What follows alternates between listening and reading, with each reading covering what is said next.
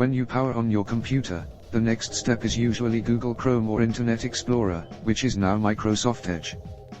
These programs are called web browsers. When the browser opens, what comes up might be Google, Bing, or another page.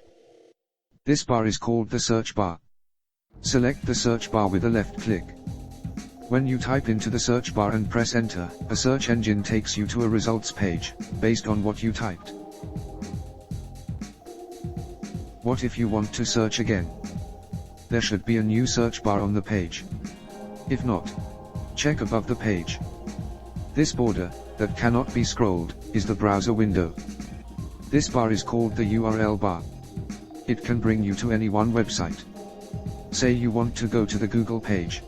You can select the URL bar, type the link in, google.com, and press enter.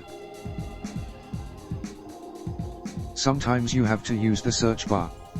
For example, finding a World War II info site. Without the search bar, you have to guess for the right link.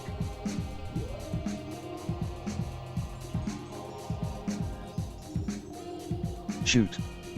You've done right well, old chum. I say it's time for a recap. A web browser is different from a search engine. Google Chrome is not Google. On your screen, Chrome is a window, and Google is a page. The URL bar is part of the window, and the search bar, with search engine, is part of the page.